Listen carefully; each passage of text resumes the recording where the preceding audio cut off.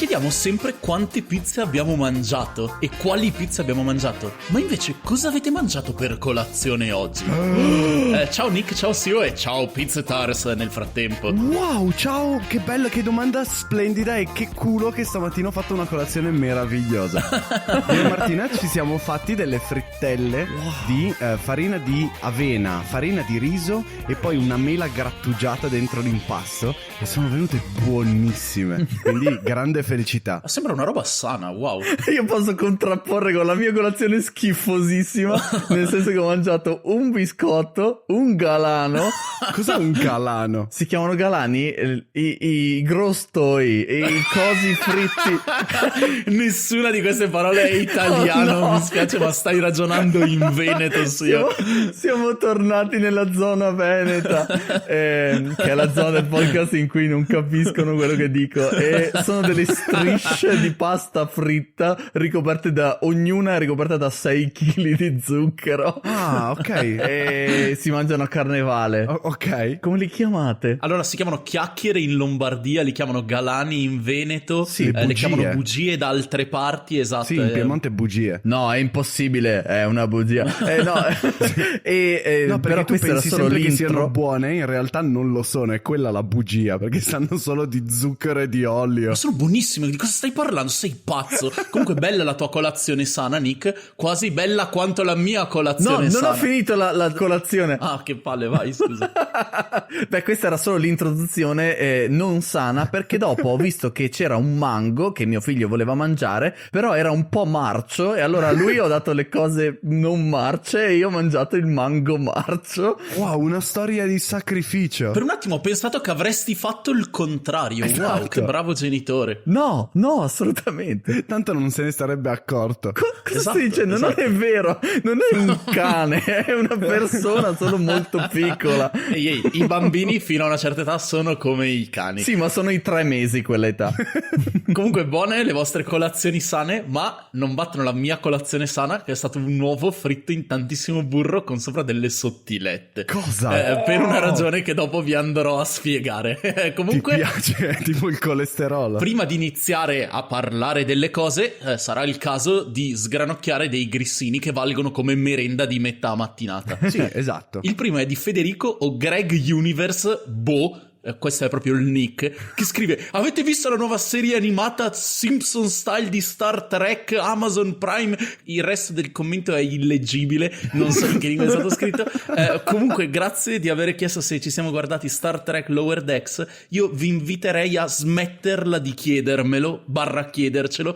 Quella cosa non esiste, non ne parleremo mai su Power Pizza, quindi per piacere smettetela, grazie. Wow, me l'hanno consigliata in 0 effettivamente.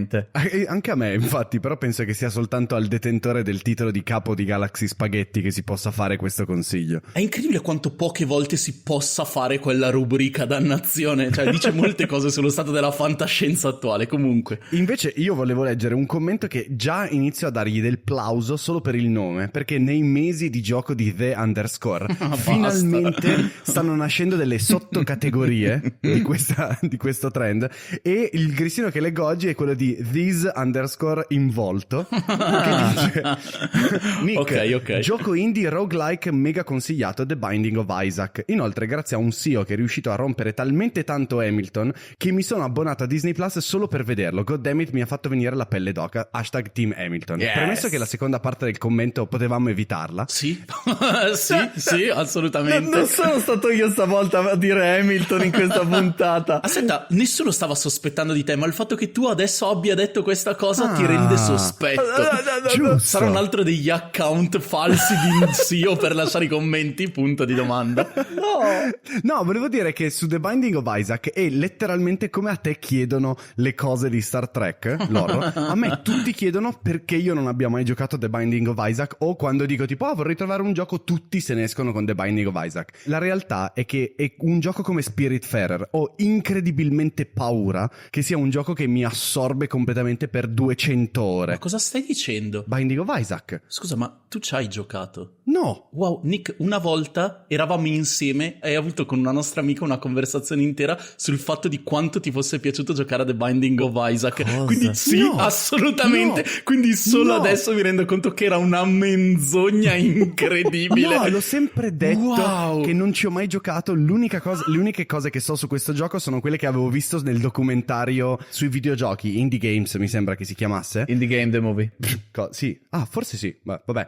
E il fatto che quando eravamo a Osaka, che facevamo il giro del Sì. Giappone, avevamo beccato quel nostro compagno di università che ci aveva ospitato a casa sua una notte e che aveva giocato tutto il tempo a Binding of Isaac ed era Di notte, mentre noi dormivamo. Esatto! Ah sì? Non me lo ricordavo. E quelle sono tutte le informazioni che ho su quel gioco, però so che è un gioco splendido e so che se lo iniziassi sarebbe tipo una malattia, quindi lo evito come la peste. Ascolto le tue parole, ma ricordo comunque chiaramente quella conversazione di cui riferivo prima. E Power Pizzetars e Sio, traete voi le conclusioni e decidete voi a chi credere. Il secondo fake grissino news, che volevo cosa? leggere è di Jonathan, cognome buffo random, che scrive: sogno un vostro viaggio / vlog in Costa Azzurra con cambio del nome in Power Nizza. Allora, questo è un ottimo consiglio, segniamocelo per il futuro. Sì, Grande originalità, nice. bellissimo. Tra l'altro non c'entra, è una digressione minima, ma vi siete resi conto che ci è arrivata una proposta via mail sulla nostra email istituzionale in cui pensano che siamo un ristorante Ma non è la prima volta. e ci hanno proposto un servizio di delivery? Ah, no, wow. Sì, ce ne arrivano tantissime. Io le cestino subito. Forse è per quello che non le leggo, ma io di solito le guardo quando ci arrivano, ma ti giuro questa qua non le avevo mai notate. Wow. Ah, è bellissimo. Cambia Sì. il sistema della ristorazione con questi semplici passi. Iscriviti alla nostra piattaforma. Siamo un podcast. E infatti nel nostro podcast leggiamo i grissini come quello de Il Dema che dice: ah, ma si scrivono qua i grissini. Io pensavo su YouTube. PS, vedi il mio grissino su YouTube nella scorsa puntata. Comunque mi segue su Spotify. Dopo un centinaio di puntate mi sono iniziato a chiedere se sul serio esistesse un posto dove scrivere le cose grissinose. Grazie che quello. Non ho capito il finale. Lo diciamo alla fine di ogni episodio, lo sento letteralmente. Ma cosa? questo è l'episodio ogni 20 episodi in cui vi ricordiamo Ok. che dovete usare Spreaker, andare su powerpizza.it a lasciare i grissini. È l'unico posto dove potete farlo. Adesso il 20% della nostra audience sta dicendo: ah!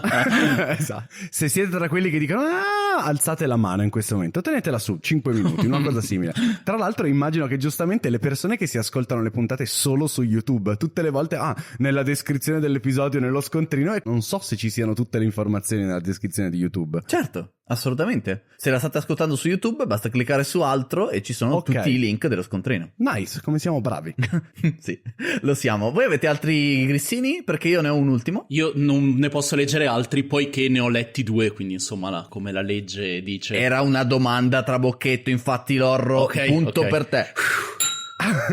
E io ne ho uno di nugget da consumare, che tra l'altro ha una pro pic di un grissino, quindi gran bella cosa, e dice: comunque sì, i grissini vennero inventati da un fornaio torinese nel 1679 per il duca Vittorio Amedeo di Savoia. Ok. E finalmente abbiamo scoperto che davvero i grissini sono piemontesi. Wow. Sono molto felice. Aspetta, cita una fonte. Non mi fiderò di voi piemontesi finché non mi date dei dati certi, dannazione. Dannazione! Ma è un grissino, non può non essere vero, non può. E tra l'altro io ho l'ultimo grissino sempre di Nugget. Cosa? Quindi complimenti, hai vinto Double grissino. alla puntata grissinosa. What? Non è mai successo. No, abbiamo di sicuro rotto una qualche legge che non abbiamo ancora creato, ma di sicuro c'è qualcosa di sbagliato in questo. Comunque leggi questo grissino. Prima dello hacking dell'episodio, perché dalla prossima volta sarà sicuramente super illegale fare questa cosa, Nugget dice: sono un grissino e ho ritrovato il mio vecchio 3DS, potreste consigliarmi dei giochi. Io volevo consigliargli un paio di giochi, raga, perché non tutti sanno che è uscito Pull Blocks sul 3DS, che è uno dei giochi belli che sfruttano il 3D. È un gioco puzzle in cui devi spostare dei blocchini e sei un omino simpatico. Ok. E anche Zero Escape, Virtuous Last Reward. Ah, madonna, Zero Escape sì. Mamma mia. È un gioco che, se avete giocato a 999, è il sequel sostanzialmente, ma è un gioco che diciamo, vi dico solo che è uno dei metodi di narrazione più ambiziosi che io abbia mai sperimentato e uno di quelli che riesce meglio. È fantastico, ci vogliono decine di ore per finirlo e dovete finirlo tutto al 100% per godervelo proprio, ma lo trovate nello scontrino dell'episodio. Zero Escape vs Last Reward, consigliatissimo. Che è un gioco di enigmi, appiccico tipo Sì, giusto. la piccola didascalia. Enigmi e uccidere le altre persone. Esatto, esattamente. Tramite gli enigmi. In più, visto che siamo quasi a fine mese e ci si avvicina sempre di più al 26 marzo, se aveste un 3DS e non sapeste a cosa giocare, ricordate che c'era uscito anche Monster Hunter 4. Prego, non c'è di che, sarà perfetto per ingannare l'attesa fino al 26 marzo. Ad ogni modo, abbiamo finito con i grissini? Sì, ma possiamo andare avanti con le news. Assolutamente. No, volevo soltanto spendere un secondo per parlare di quello che, Lorro, tu hai già pubblicato sul nostro account di Instagram @powerpizzapodcast 1112222333, che c'è un account di Twitter su cui il mondo sta giocando a Pokémon. Ah, sì. Wow! Dopo il pesce, dopo Twitch Plays Pokémon, Esatto. c'è questo tizio che ha creato uno script, voi Sì. programmatori saprete come si chiama, io non so come si chiama, che fondamentalmente permette, commentando questo thread su Twitter, di dare degli input, fondamentalmente poi un bot li interpreta, li mette nel gioco. Fa una media del commento più ripetuto, Esatto. per ogni azione ogni 15 secondi. Fa una schermata al gioco e la mette come immagine profilo. È bellissimo. Non so come possa funzionare una cosa del genere, ma incredibile. Non è bellissimo. Fa schifo. No, ma è bellissimo o fa schifo? Entrambe le cose potrebbe essere. Entrambe le cose, infatti. Sì. No, ma più Come che le altro migliori perché non cose. so se avete visto i commenti che ci sono sotto. Cioè è pieno di gente che commenta altre cose e che quindi tipo, uno non riesce a vedere qual è la media dei commenti più scritti negli ultimi 15 secondi e influenzare il gioco. E adesso a quanto pare tipo ha preso Squirtle, cioè Twitter è riuscito a scegliere Squirtle E l'ha chiamato Maybe.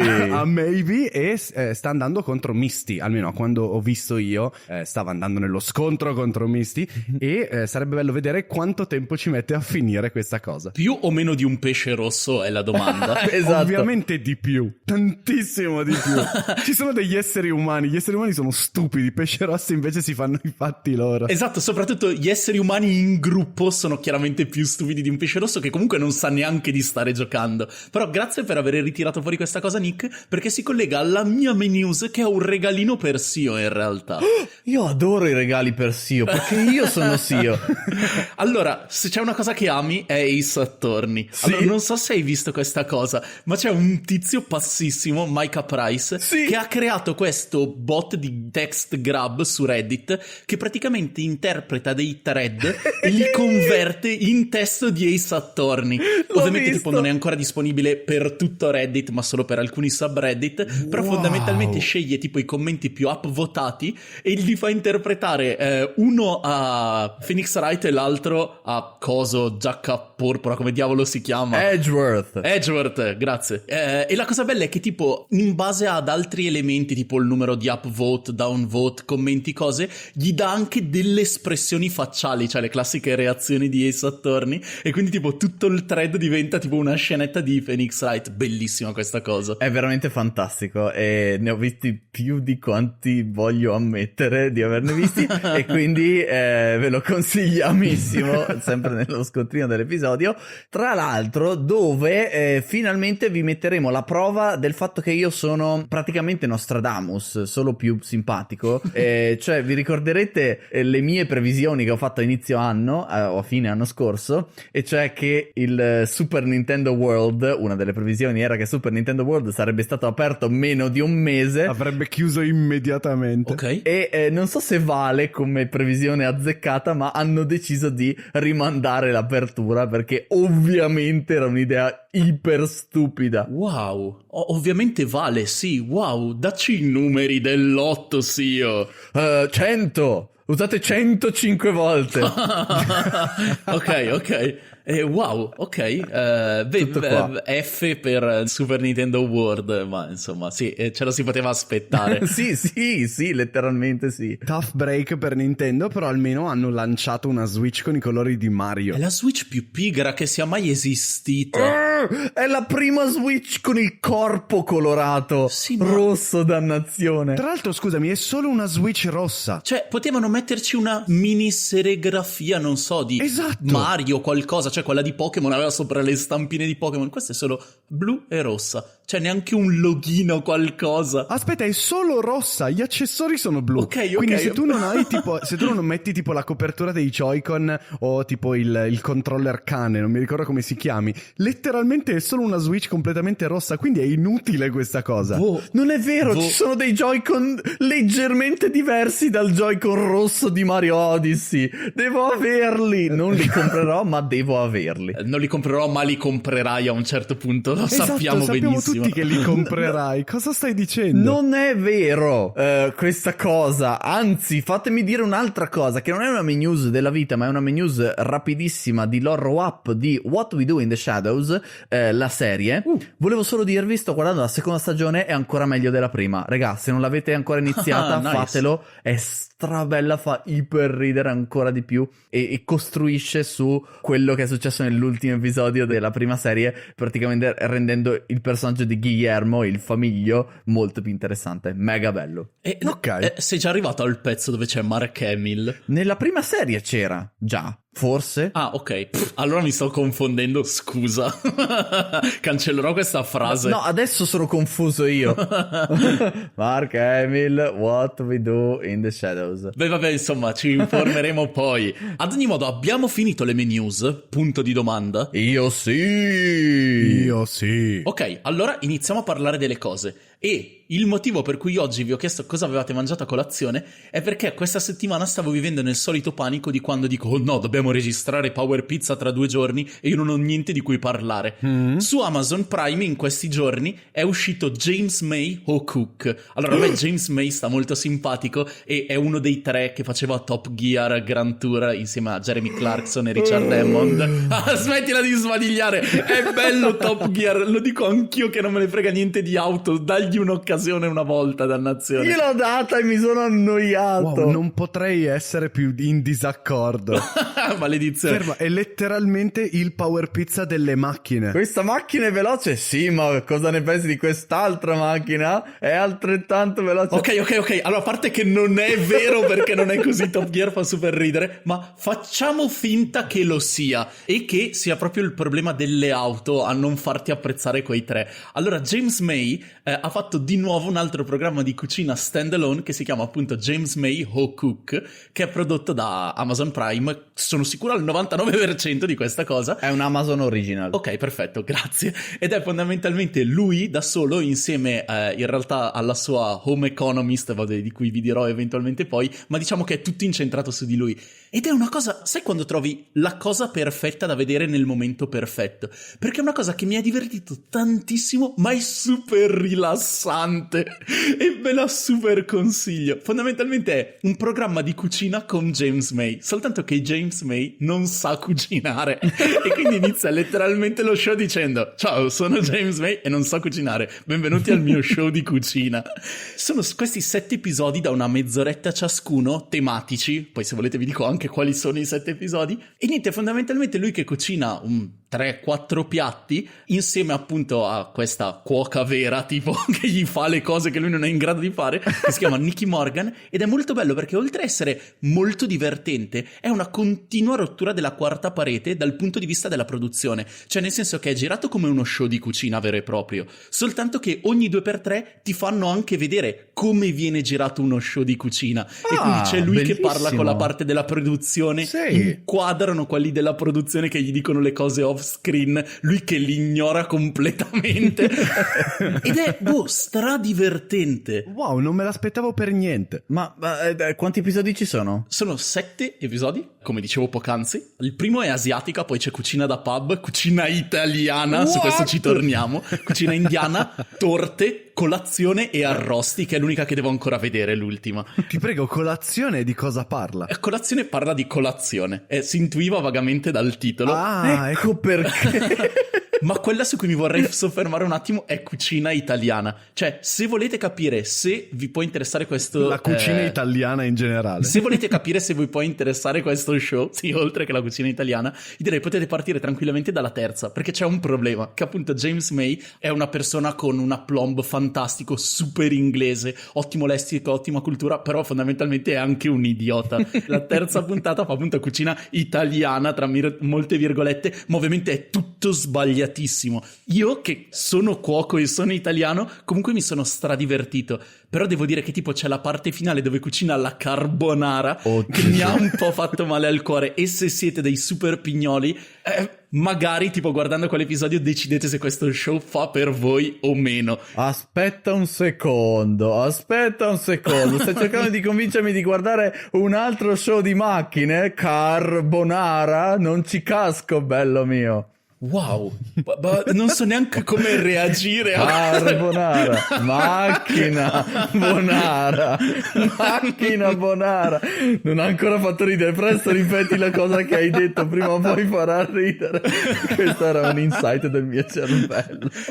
Tra l'altro la cosa bellissima è che c'è, nel senso, cioè non credo che sia a casa sua, è tipo questa cucina dove girano show di questo tipo, che è comunque all'interno di un'abitazione, e c'è lui che allora fondamentalmente è super svaccatissimo, beve costantemente, anche se capisci che gli episodi sono girati tipo alle 10 di mattina, cioè costantemente lui con una pinta di qualcosa o un bicchiere di vino. Cioè nella cupboard, come si dice, nel ripostiglio, tipo la home economist, che è una figura che io ignoravo esistesse, che è fondamentalmente quella che nei programmi di cucina con host famosi cucina le cose per davvero. Cioè c'è l'host di solito che fa le cose e poi c'è la home economist che cucina le cose fatte bene in maniera che nello shot finale le cose siano belle. Wow, non lo sapevo. Ecco, in questa serie non fanno questa cosa. In questo show non fanno questa cosa. Cioè fondamentalmente è davvero James May che cucina e poi ogni tanto chiama Nikki dicendo ok, sto facendo un casino. Lei viene, dà un occhio, ma poi è lui che va avanti a fare le cose. Infatti delle volte escono belle, delle volte escono disastrose, delle volte tipo vedi l'editing super apparente di qualcosa che è uscito una schifezza e poi è stato rifatto meglio solo per fare finta che sappia cucinare. Lo sto apprezzando veramente un sacco, mi manca l'ultimo episodio ma ve lo iper consiglio. Wow, ok, sei riuscito a vendermi almeno la puntata della cucina italiana, giuro. Sì, appunto stringete un po' i denti per il finale della carbonara perché ovviamente è tutto sbagliatissimo, però fa comunque ridere. No, però aspetta, scusami, seguendo gli ultimi 2 o 3 anni dove tipo uno dei trend dei video di YouTube era tipo chef react to carbonara sbagliata, cioè con tipo anche chef sbagliato reagisce a carbonara giusta e cose di questo tipo. Cosa? Per una cosa che va sull'internet. Che poi io le trovo una roba iper tediosa, onestamente. Sì. Perché allora io sono il primo. Se siamo nella vita reale e parliamo di carbonara, cioè nel senso mi inalbero tantissimo. Però onestamente anche questa cosa di no, se la fai diverso da come lo faccio, chi se ne frega, voglio dire, onestamente. Lì usano pasta sbagliata, usano la pancetta al posto del guanciale, ne fanno 2 versioni, una con la panna, tipo, cioè è tutto sbagliatissimo. Però tanto il fulcro del programma non è fare la cucina fatta bene, è fondamentalmente James May che cazzeggia in cucina, quindi voglio dire chi se ne frega, fa ridere. Poi è bellissimo perché lui è strabravo a tenere il palco, tra virgolette, e quindi ogni tanto ci sono dei producer off screen che gli dicono delle cose e lui che fondamentalmente li mega ignora e va avanti come stava facendo, tipo no, dei gadget da cucina super stupidi, e a questo tipo ovetto fatto a pulcino tipo plastica che serve per separare i tuorli dagli albumi, no? Cioè una di quelle cose che gli apri dentro l'uovo e poi versando esce solo l'albume, e lui continua a dire sì, il vomiting chicken, e senti tipo da fuori dallo schermo qualcuno che dice ascolta, stiamo facendo un programma di cucina, puoi smetterla di dire vomiting chicken? E lui fa no, cioè è il suo nome, cioè si chiama vomiting chicken, e va avanti a continuare a dirlo, quindi è completamente idiota ma bellissimo perché poi è con quella delivery super asciutta e super inglese che a me personalmente fa davvero straridere. Quindi questo programma... Che voto gli dai? Esatto, dubito che l'ultimo episodio cambierà la mia visione complessiva. Nell'ultimo episodio c'è Mark Hamill improvvisamente. Avevo solo sbagliato il show, ecco cos'era. Per ora si becca 8 fette di pizza e mezza con sopra i fagioli e il bacon e le uova. Una pizza full Monty. Super bello, ve lo straconsiglio davvero. Anche se non siete dei fan di Top Gear come quel pazzo scriteriato di Sio. Comunque vado subito a consigliare l'episodio della cucina italiana all'account Twitter che conoscerete forse, Italians Mad at Food. È bellissimo. Che palle quelle cose. No, è solo appunto è un Dio. account che ha solo screenshot di persone italiane che commentano cose in giro per il mondo sentendosi entitled, Esatto. a volte giustamente, a volte chi se ne frega e facendo gatekeeping della carbonara, Esatto. insomma, e cose così. È divertente, ve lo lascio nello scontrino dell'episodio. Chiaramente intendevo che palle la gente che fa questa cosa, non l'account Twitter, ecco, ci devo a specificare. No a Twitter! Ma tra l'altro, legandomi un secondo a quello che diceva Lorro su il fatto che sono sempre tediosi i cuochi che reagiscono a cose fatte male, c'era l'anno scorso un comico inglese che ha creato un personaggio che si chiama Uncle Roger, non so se l'avete mai visto. Ah sì, No. Che reagiva a tipo ai fried rice e ce l'aveva tantissimo tipo con Jamie Oliver, cose simili, e aveva fatto secondo me un lavoro carino nei primi video, poi è andato un po' in vacca. bravo, sì. Ma il primissimo video era veramente divertente perché ragionava proprio sui punti che rendono fastidiosi i video di cuochi veri che reagiscono a cose fatte da altri in altri paesi. Sì. E aveva molto senso. Era anche un video abbastanza facile da criticare. La tizia, che è una chef inglese, che lui criticava nel primo video del fried rice, praticamente per fare il fried rice prima tipo Usava l'orzo. fa bollire il riso in tantissima acqua, poi lo scola, poi lo lava. Sì, me lo ricordo quel video. C'è questo momento in cui lava il riso scolato e lui impazzisce completamente. Sì, era letteralmente l'equivalente cinese di un italiano che guarda appunto tipo fare la pasta fatta male. Esatto. Però il discorso è che secondo me il contesto fa tutto, perché allora se nel senso è il video di uno che a casa non so, fa da mangiare ed è, che ne so, inglese o statunitense, si può fare delle vaccate enormi, ma è uno che fa da mangiare a casa. L'unico caso in cui mi infastidisco è quando ci sono davvero degli chef tipo appunto Jamie Oliver, si chiama Jamie Oliver, vero? John Oliver. No, Jamie Oliver. Ok, mi è venuto il dubbio.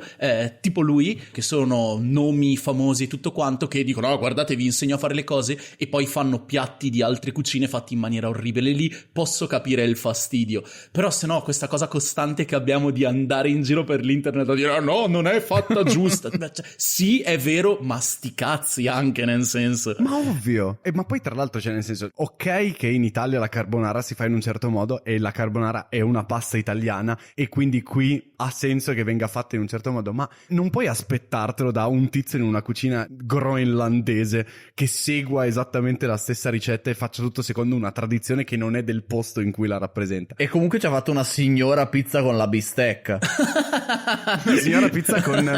era un bufalo, un montone, che cos'è che c'aveva sopra? C'era sopra tantissima carne. E comunque bisogna anche considerare la difficoltà delle volte di reperire gli ingredienti, perché cioè se tu vivi in Inghilterra, buona fortuna a trovare una pasta buona che non sia la Barilla, che è orribile, trovi ovunque, e che ne so, il guanciale, cioè ciaone, voglio dire, cioè nel Il senso... pecorino. E quindi ok, si beccano un pass per quanto mi riguarda. Ma infatti l'importante è divertirsi e bruciare meno cose possibili quando si cucina. Sì, È vero, è vero. è anche la filosofia di James May, No Cook. Figata. Tra l'altro, sai cosa mi piace fare dopo che ho mangiato? Giocare ai videogiochi. Oh, sei un intellettuale. Sì, è un intellettuale del futuro, perché nel futuro esistono solo i videogiochi dei libri. Allora, posso parlarvi di un videogioco, cari amici e ascoltatori? Sì. Sì. Grazie del pass. Card of Darkness, lo conoscete? Punto di domanda. No, cos'è? Ha un nome oscuro e che... no, fine, taglio questa frase, non sapevo cosa dire. Che ricorda le carte. Un nome oscuro cartaceo. Allora, è un videogioco che non conoscete perché è esclusivo su Apple Arcade, come al solito, scusate. Here we go again. Però continua a essere il miglior posto dove trovare dei videogiochi su Mac, iPad o iPhone, che vi ricordo non sono delle console vere di videogiochi con dei veri videogiochi. Meno male che l'hai ricordato. Ma se proprio dovete giocarci, lì ci trovate delle cose che non sono piene di pop-up che ti dicono ehi, compra 8 banane per 100 diamanti e compra 100 diamanti per 100 euro. E devo dire che è bello vedere dei giochi che non ti chiedono queste cose. Card of Darkness è un gioco di carte che quindi già subito mi prende bene, perché io... Ecco il perché del nome. Hai capito? Perché Darkness in italiano vuol dire carta. La meccanica è molto semplice. C'è un tabellone 4x4, 5x4, forse più grande negli ultimi livelli. Io ho completato più o meno il 60% del gioco. In ogni tabella, ogni casellina, ci sono dei mazzetti di 2, 3, 4, 5 carte. Ci sono 4 tipi di carte base. Ci sono i mostri, ci sono le pozioni, gli incantesimi e le armi. Il tuo obiettivo è semplicemente raggiungere l'uscita che è in alto. Mm-hmm. Come puoi fare? Devi liberare le caselle prendendo tutte le carte di quel mazzo. Partendo quindi dalla linea più in basso di mazzetti di carte, devi liberare abbastanza caselle per creare una stradina che ti permette di arrivare all'uscita. Mi permetto di interromperti solo un secondo. Se siete stupidi come me e per capire SEO che descrive le cose avete bisogno di un aiuto visivo, nelle note dell'episodio trovate tipo le immagini di questo gioco, così potete guardarle intanto che lo spiega. Prego. E prendo la palla al balzo perché le immagini di questo gioco sono fatte tutte personalmente da Pendleton Ward. Ah, ok, te lo stavo per chiedere, ok. Esatto, quello di Adventure Time. Anch'io ho guardato una screen e ho detto tipo Adventure Time intensifies. Uno dei miei tipo 3 eroi personali. Non ho molti eroi, ma quelli che ho sono di altissima qualità. E 2 dei 3 sono tutti e 2 Pendleton Ward. È veramente carino. Per spiegare un altro po' il gameplay, c'hai 20 punti vita. Quando peschi una carta mostro ti danneggia in base al numero che c'è scritto sotto il mostro. Le armi le puoi usare per distruggere i mostri, però per esempio se usi un'arma che ha un numero dispari su un mostro pari si distrugge l'arma, e il contrario. Quindi se hai tipo un'arma pari e 5 mostri pari puoi usare l'arma 5 volte, quindi c'è un po' di strategia, no? Ok. Puoi recuperare energia con le pozioni, ci sono gli incantesimi che fanno 1 miliardo di cose diverse, quindi è molto semplice, però con un cuore di gioco super semplice il gioco può diventare tranquillamente molto complesso, in maniera positiva però, perché ci sono più di 100 tipi di mostri, ognuno ha un effetto completamente diverso, perché se il primo livello hai solo i sassi che non fanno niente, ogni altro mostro... Sto guardando adesso uno screenshot, infatti dicevo scusa ma questo ha un numerino sotto, sarà un mostro, è letteralmente un sassetto con un'espressione apatica, ok, è un mostro a quanto pare. Letteralmente tipo la consulenza creativa che ha dato SEO segretamente a questo gioco è stato tipo abbiamo bisogno di un mostro per il livello 1. Sassi. Perfetto, grazie, le faremo sapere. My job here is done. E vola via. Oppure ci sono dei mostri che ogni turno aumentano di numero, oppure che se li ammazzi ti avvelenano o ti maledicono o che spostano le carte, o tipo c'è un multilupo che più multilupi ci sono più è potente, è rappresentato proprio da 3 facce di lupo fuse insieme. Mi piace tantissimo. Wow. Oppure ci sono delle armi. Scusate, multilupo sarà il titolo della puntata, grazie. Tra l'altro best continuity, perché la scorsa puntata era The Floor is Lupo. Perfetto. Oppure ci sono delle armi piene di spine che quando le prendi in mano ti fanno male. Insomma ci sono un sacco di carte diverse, ma ogni livello ha tantissime cose nuove rispetto ai livelli precedenti, e ogni livello ha più piani da completare. Quando arrivi alla fine del livello ti regala una Card of Darkness, che è il titolo del gioco, che sono dei power up passivi che puoi attivare all'inizio di ogni livello, e nel corso del gioco puoi anche attivare la possibilità di averne equipaggiate fino a 5 se non sbaglio. Ah, non sono cose che perdi quando le utilizzi, cioè sono No. permanenti tipo? Permanenti, esatto. E sostanzialmente il fine del gioco è raggiungere raggiungere i livelli finali, nel senso che ci sono 52... Stavi per dire la fine del gioco e raggiungere la fine del gioco, vero? Sì, ci sono 52 carte, e quindi immagino ci siano tipo 52 livelli, ci sono tipo 5 boss. È bello, è super semplice ma è molto solido, e ogni volta che riesci a finire un livello è molto soddisfacente. Ma perdonami una cosa, che guardando le schermate non riesco a capire, ma i livelli sono tipo fissati o sono tipo generati random random. Generati random con delle regole Ok. fisse per ogni livello, nel senso che Quindi in realtà c'ha anche un bel elemento di rigiocabilità. sì, tantissimo. Cioè, tu puoi rifare lo stesso livello e trovarti, non dico delle cose diverse, ma messe in maniera diversa, puoi fare delle Ok, ok. azioni completamente opposte magari rispetto alla partita prima. Perché quando ci sono questi giochi con un elemento quasi puzzle, mi viene sempre da chiedermi se appunto i puzzle sono pensati in una certa maniera e quindi sono fissi, o se c'è una parte lasciata al caso. Ecco, sì, no, è sicuramente mezzo lasciato al caso, mezzo no, che secondo me è la cosa migliore, perché quando sono dei puzzle come P-Cross dici cavolo, questo non riesco a farlo e quindi non lo puoi superare, punto. Oppure invece in questo caso ci riprovi, trovi magari 2 carte più fortunate e riesci a finirlo. L'importante è che non sia uno di quei giochi dove ti trovi in quelle situazioni dove la sfiga vuole che non puoi superare un livello, cioè che diventa niente, fine. Non mi sono spiegato quello che volevo dire. No, io ti interrompo la frase che stavi dicendo perché sì e no, perché l'unico lato negativo di questo gioco è che è difficile. Ah, ok. O forse sono io che sono stupido, ma potrebbe essere anche il gioco in sé che è un po' difficile, perché potrebbero tranquillamente esserci dei livelli che dovete fare 20 volte prima di riuscire a completarli. Ok. Ma per un discorso di fortuna del tipo non mi escono le carte giuste? No, perché comunque c'è sempre un modo di completare il livello Ok, questo è a positivo. partire dall'inizio della partita. È che man mano che fai le scelte ovviamente ti precludi certe scelte successive, no? Chiaro. Anche perché c'è una meccanica molto interessante, perché quando peschi una carta da un mazzo, poi devi completare quel mazzo, devi pescarle tutte le carte di quella casella. What? Nel senso che se hai creato la stradina per arrivare a fine livello, Mhm. ma per farlo hai tipo iniziato a pescare da 2 mazzetti che non hai finito di pescare tutti, non ti fa finire il livello. Ah, wow. E quindi devi stare attento a cosa peschi, non puoi pescare dappertutto e decidere di iniziare tutti i mazzi perché ti piaceva quella pozione. No, se prendi quella pozione dopo devi vedere anche le 4 carte sotto che non sai cosa sono, Ok, che quello ok. aggiunge un elemento molto di strategia, perché magari ci sono delle cose strabellissime che vuoi assolutamente pescare, però dici no, cioè sotto ci sarà sicuramente 2 multilupi che fanno 6 lupi. Molti multilupi, esatto. E quindi quella è la parte bella di strategia, molto difficile, però ho attuato una strategia nella mia vita, sto cercando meno social network e più videogiochi e più libri, e quindi dal mio telefono ho tolto tipo le app dei social network e ci ho messo tipo Card of Darkness, ed è molto più divertente di scrollare Facebook, ve lo consiglio al 1000%. Sì, wow, riguardo Facebook, sì, direi che è una scelta ottima. Ed è anche più difficile di Facebook, a quanto Sì, pare. sì. Cioè, Facebook riesce a finire le cose molto più velocemente che non in Card of Darkness. Sì, il problema della difficoltà del gioco probabilmente dipende dal fatto che siamo abbastanza intelligenti perché ci piacciono i giochi difficili, perché ci offrono una sfida, ma siamo abbastanza stupidi e pigri perché non ci piacciono i giochi difficili. E da qui nasce il nostro problema. Secondo me è anche il fatto che, tipo, soprattutto su un gioco da telefono, perché immagino che tu lo stia giocando Sì, sul telefono. su iPhone, no? Sì, cioè l'ho appena detto ma te lo ridico. Ok.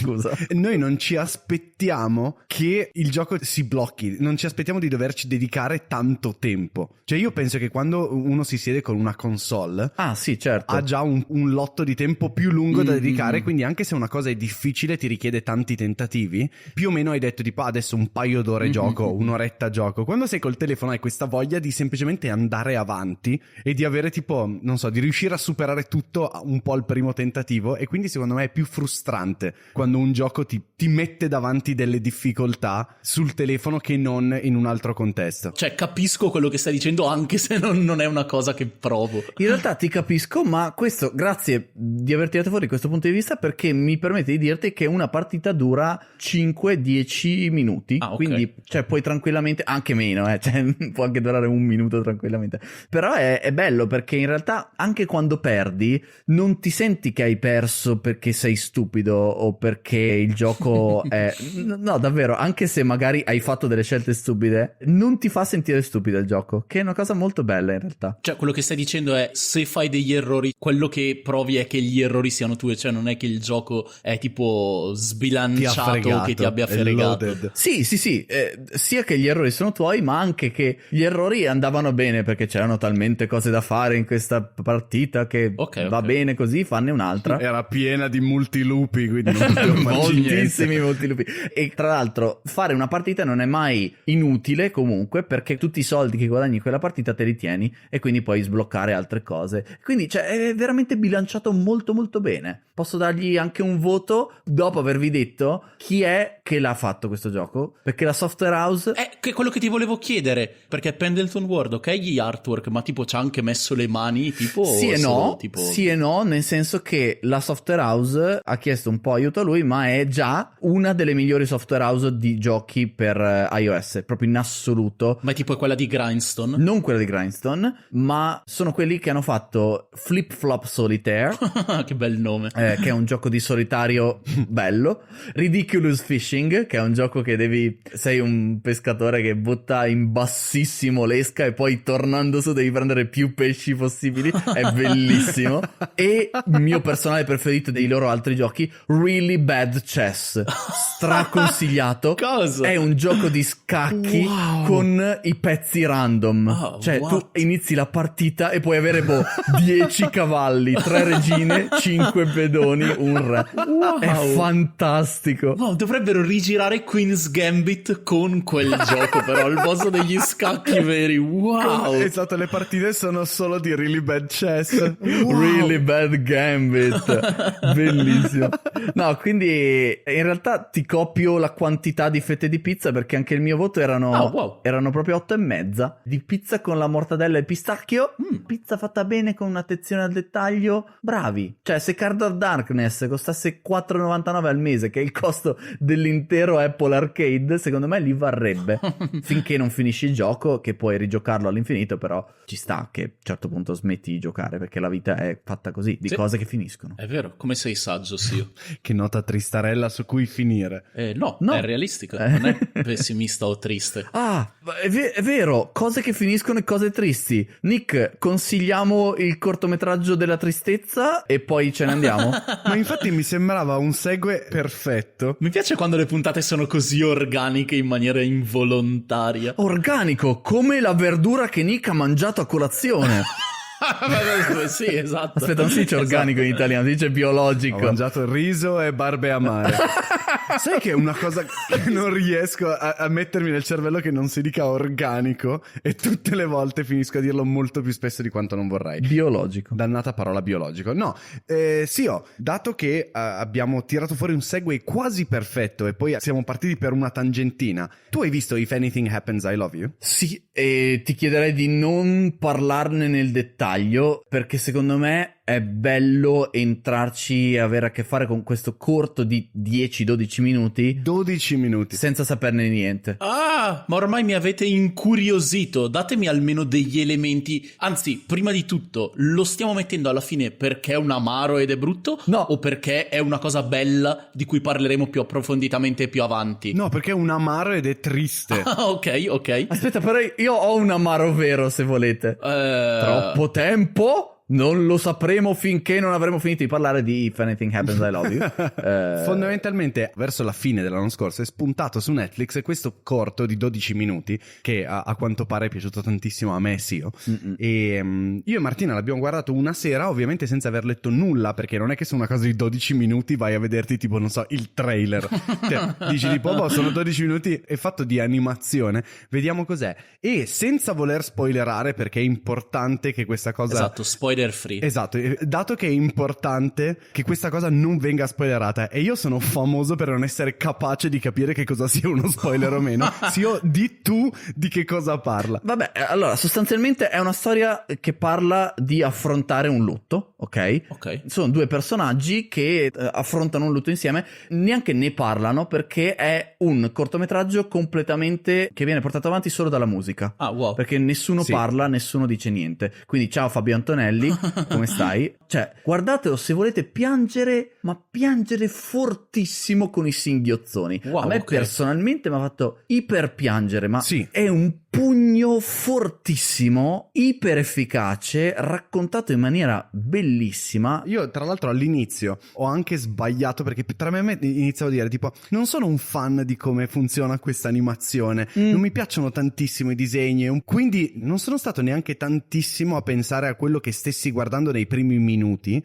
che quando poi succede quello che succede nel corto mi ha colpito ancora di più, perché non mi aspettavo che andasse in quella direzione. E emotivamente è fortissimo, è veramente una pillola di mondo che ti cade addosso e di empatia verso personaggi di cui hai visto soltanto quasi tipo le silhouette per 10 minuti. Wow, ok. Cioè è fatto benissimo, è bellissimo. Beh, tanto di cappello se una cosa così breve ha un Esatto. impatto emotivo così forte. Cioè, Sì. Guarda, io ho fatto l'errore di vedere il trailer e stavo piangendo col trailer, cioè piangendo. Ok. Tra l'altro vorrei un attimo parlare velocissimamente dello stile d'animazione perché è molto interessante, perché è strano, capisco quello che dici Nick, perché ha pochissimi frame, sembra quasi una sequenza di disegni a matita, cioè saranno Sì. 2 frame al secondo, Sì. cioè probabilmente sono una sequenza di disegni a matita, magari una matita digitale, però è veramente con pochissimi frame, quindi quasi ti distrae perché non sembra animato, però sono talmente organici,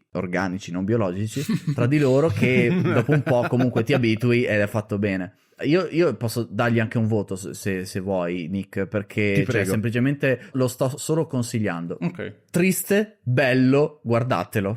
Cioè, Ok. e stile grafico e musica bella. Quindi, cioè, visto che è una cosa di 10 minuti, io mi fermerei anche qua. Aggiungo soltanto triste, bello, guardatelo, non se non sapete cosa fare, avete 10 minuti prima di fare una cosa in cui vi serve tipo l'entusiasmo e la simpatia. La felicità. Esatto, evitate, cioè, tipo io non lo guarderei prima di registrare Power Pizza. Ok. Faccio un esempio così. Per esempio, esatto. Sì, io gli do tranquillamente 9 fette di pizza margherita buonissima con dell'habanero chocolate, però. Ah, wow, ok. Wow. Che è uno dei peperoncini più piccanti del mondo. È buonissima, ma fa molto male. Ci sto, io te l'appoggio. Ok. Bravo, Sio. Beh, Posso chiudere con un amaro velocissimo? Sì, Un amaro vero? Ok, perfetto, rifacciamoci la bocca. ti stavo appunto per chiedere se la tristezza, esatto, contava come amaro definitivo. No, perfetto, hai un amaro vero. Ho un amaro vero. Perché è quello il problema, cioè una cosa bella ma estremamente triste e dolorosa non può contare come amaro, giusto? No. Dipende dalla cosa, secondo me. Ok. In questo caso non era l'amaro, però. In questo caso assolutamente no, nel senso che per collegarmi a Binding of Isaac dell'inizio della puntata, perché questa è una puntata super organica, Basta dirlo. sono gli stessi di Super Meat Boy, gioco bello, Super Meat Boy Forever è uscito per Switch, non giocateci, fa schifo. Ah. È proceduralmente generato. Ah, davvero? Sì, è terribile, è proceduralmente generato. Come fai a generare proceduralmente una roba Un che platform. richiede tipo un design super attento? Scusami, Esatto. cosa? Perché hanno fatto una serie di livelli e però te li mettono davanti random e quindi non è organico, Ah. è fatto proprio in maniera tale che ogni livello sia intercambiabile con gli altri, che è una cosa negativa, e non puoi muoverti tu, ma corre, è un infinite runner. Ah! Che è la cosa peggiore da fare, perché Super Meat Boy era un gioco bello di platform preciso e questo invece corro a caso, premi A per saltare, fine. No, non giocateci. Wow. Wow, ma quindi non è generato proceduralmente, semplicemente i livelli sono ordinati in maniera random. Sì, esatto, ok, però questo fa in modo tale che non ci sia un livello che è più difficile dopo l'altro. Più facile, poi più difficile. Non c'è una progressione. Sì, cioè no, cioè Ok. mi è piaciuto così tanto Super Meat Boy che l'ho scaricato a scatola chiusa e invece avrei dovuto informarmi, per esempio ascoltando Power Pizza. Su powerpizza.it trovate questo podcast e molti altri, perché questa è la puntata 127. È vero, sono un botto di podcast che sono tutti lo stesso podcast podcast, ma Sì. sono molte iterazioni dello stesso. Inoltre, oltre al sito che ha già detto CEO, potete trovarci anche su @PowerPizzaPodcast 111-222-333, che è dove mettiamo le immagini per le persone che non hanno voglia di leggere o di ascoltare le cose, ma guardare le foto. Sì, e soprattutto ci potete anche trovare spesso, e dico spesso perché tipo sta per iniziare febbraio, a febbraio saremo lì veramente spesso, su Twitch, dove streamiamo delle cose con le nostre facce, con le nostre voci e con il potere dell'amicizia e dell'inezia nel saper giocare ai giochi, soprattutto io. L'inezia nel saper giocare ai giochi, sì. Inezia non è un aggettivo. Come si dice? Non è l'inezia. E nella non capacità di parlare e di giocare, come nel mio caso su www.powerpizza.stream oppure cercando Power Pizza Podcast su Twitch. Ma giunti alla fine della puntata è il momento di ringraziare 2 categorie di persone, anzi 3 categorie di persone. Anzi 4. Oh, ok, va bene, ok. Adesso non so più di quali categorie sono, ma allora io stavo pensando alle persone belle che ci ascoltano su www.powerpizza.it e che Grazie. ci permettono di fare le cose perché ci date la spinta. Le persone belle che oltre ad ascoltarci ci supportano anche su Patreon, www.datecidesoldi.com. Le persone che hanno la ghiandola del supporto ipertrofica, che sono i perfetto, calzoni, perfetto. e che ci Esatto. supportano tantissimo e di cui noi vogliamo per sempre urlare i nomi a fine dell'episodio, come ad esempio la botte piccola di Padova, O Mestri 99, O tempo. Psycholite o Nicchie Maesh Paolini Subramania. e Gabri Bazzo. Grazie per supportarci non in maniera normale, ma supportarci in maniera mega folle. Mega normale. Scusa, ma la quarta categoria di persone chi era? La quarta categoria di persone sono... Ah, erano i multilupi. No, non sono i multilupi perché non sono né delle persone né degli animali veri. Grazie però di continuare a giustificare il titolo dell'episodio. Ma sono tutte le persone che si impegnano a far diventare il mondo un posto migliore. Cosa stai dicendo? Wow, ok, perché? da Perché? Lorro Pizza e chiudo. Ci vediamo nell'after show. Ciao. Pizza e chiudo. Ciao, Ciao. Power Pizza! It's a pizza with power! Actually not a dish, but a podcast! Boom! S-I-O! L-double-R-O! and I-Cola! Tasty! Not a place dark stroll! Nick is usually wrong! See your likes? Block! Best game of all time! The show is over now! Visit our website! www.unpodcastverammentebellissimo, guarda, ve lo consiglio proprio.com